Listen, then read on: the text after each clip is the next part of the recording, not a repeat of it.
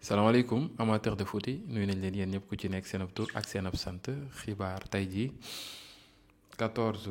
juin 2025 ci wàllu tàggat yaram képp koo xam ne ni nag abonné goo sunu chaîne YouTube bu ko tàyyi bësal bouton s'abonner bi ngay liker di commenter di partager comme d'habitude ni ñu leen tàmm di joxe xibaar rek bu leen koy wute. L'Olympique de Marseille s'est retiré de la course pour recruter Ronny Bardghji, 19 ans, après que leur première offre a été refusée par le Copenhague. Le FC Porto est désormais le seul club encore en lice pour s'attacher les services du Suédois, dont le contrat expire en décembre 2025. gone googee nag d'après Foot Mercato Marseille daal génn na ci dossier bi nag xam na xel que ni mbir yi daal dafa nar a compliqué mu ngi noonu ñu ngi xaar na la nar a demee. ak nal ak naka la lépp lu ci mën ci am di ngeen ko jot ci njëkk ak teranga Mehdi Taremi est toujours coincé à Téhéran en raison du conflit en cours avec Israël actuellement ak waa Iran seen guerre bi ñu am joueur boobee dañ ko coincé foofee lañ ko téye ca Téhéran te Inter daf ko soxlaa pour coupe du monde des clubs dafa demoon ay vacances. L'armée iranienne a annoncé que la prochaine offensive comprendrait environ 2000 missiles et serait 20 fois plus intense que les attaques précédentes. De son côté, l'Inter reste en contact permanent avec le joueur et cherche activement une solution pour lui permettre de rejoindre le reste du groupe. En vue de la coupe du monde des clubs internal mu ngi jéem a trouver ay solution pour jéem a indi joueur bi pour mën a assister coupe du monde des clubs bi jàppale leen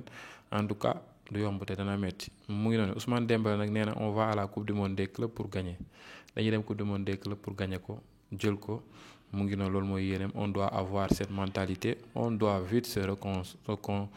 reconcentrer nee na nag dana war a xel boobu ak yéene boobu dana war a gaaw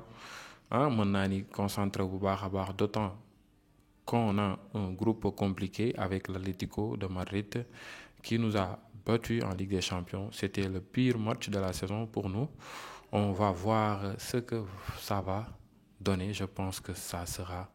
une très belle compétition. nee na nag te kañ bokkal poule di Atlético Madrid ku metti la ku naqaree nekkal te it moo leen gañe woon sax ci poule Ligue des Champions bi mu doon loo xam ne daal moo nekkoon seen pire match ci saison ren bi mu ngi noonu ngeen xamee ko noonu gars yi waa Barça nag duñ ay nit xam nga sànq maa leen di dugalal comme quoi que ni daa am ku doon jënd ci boutique Barça dese weccit may weccit waa Barça ne leen jënd leen ci Nico Williams mais léegi xam nga lan la ñuy def ñoom Catalan pour financer club bi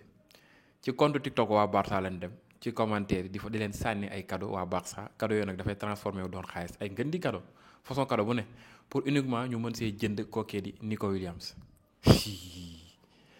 ay woy Catalan yi awa baax na lii de moom xam naa ne bu woyee njaay Barça dootu neexatee financièrement ba pare li gën a garaaw ci mbir bi mooy que Nico Williams maanaam da doon réclamer ku ci mel ni Chelsea Arsenal ak Bayern Munich lu tollook 20 millions d'euros ci salaire moom loolu réclamer ñooñu Barça fay ko 12 millions d'euros mu dem accepter le Barça actuellement bëgg naa dem Barça ni ko yow ségrégation yi nag Barça fay la 12 millions d'euros nga nangu ko ñee nga leen réclamer 20 millions d'euros lii du yoon waaye FIFA da cee war a jug Catalan yi li ngeen bëgg dafa yomb trop yéen di ko bëtal doomu jàmbur yi nga xam ne ndeysaan ñeneen ñu ngi leen di fay plus. non mais Catalan yi duñ dem non mais incroyable ak a ñoo xër non mais ñi dañoo xoromu image bi laa leen bëgg expliquer nu mu demee maanaam waa ji supporter Barça la Nico Williams yóbbu na xelu jaa yi nag. gars yi képp koo xam ne abonné goo suma chaîne YouTube s'il vous plaît bala ma kon ne dugal suma compte TikTok di nga gis lien bi boo ko bësee mu yóbbu la sama chaîne YouTube nga abonné foofu dina am solo si dina gën a jëmmal liggéey am na ñu leen fay waajal yu neex waa ji daal daa dem ci boutique Barça bi di jënd monnaie Barça jënd ko ba pare ñu desal ko monnaie mu ne garde la monnaie pour Nico Williams pour acheter Nico Williams garder la monnaie pour acheter Nico Williams maanaam weccit bi jël leen ko tey tu moom rek ko def de am na ñenn ñu koy def. actuellement nag supporteru Barça yi xër nañ ci kooke di Nico Williams ñu ngi xaar mbiw de bu leen mbiwaatee moom xam naa ne moo nar a doon mbiw du siècle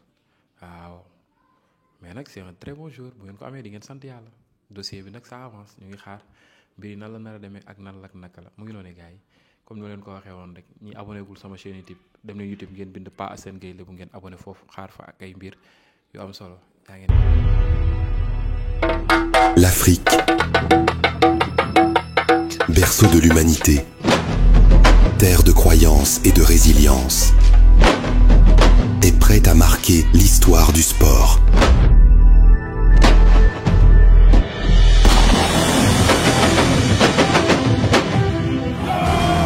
Autour des Jeux Olympiques de la jeunesse, le Sénégal est uni pour le sport et pour l'avenir.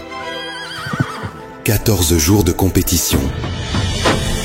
où le monde entier va vibrer. 2700 athlètes des 4 coins du globe vont s'affronter, et toujours avec respect et humilité.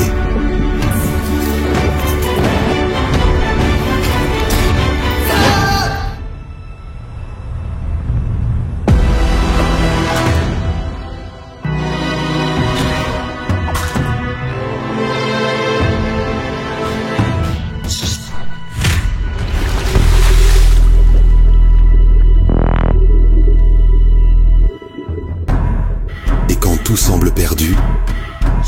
l'espoir lui demeure.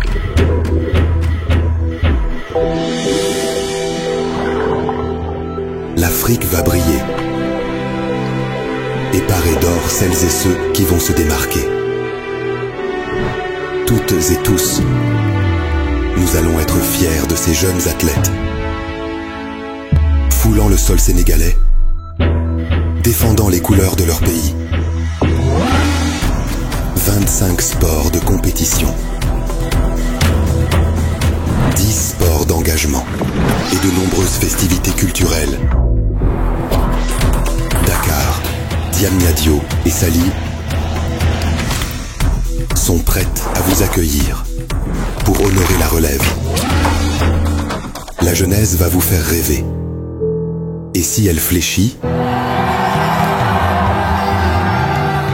le Sénégal, l'Afrique et le monde vont la soutenir. Du 31 octobre au 13 novembre 2026, l'Afrique accueille Dakar célèbre.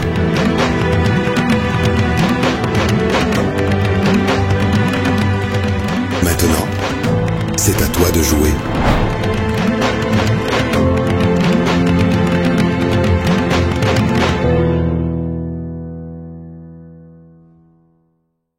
Kasongo yeye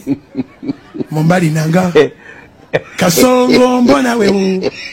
Songa libala oh yeye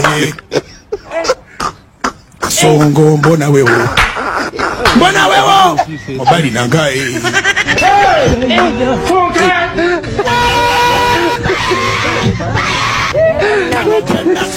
Atali ya mama yake kama naye Kasongo yeye Mombali nanga Kasongo mbona wewe Songa libala oh yeye Kasongo mbona wewe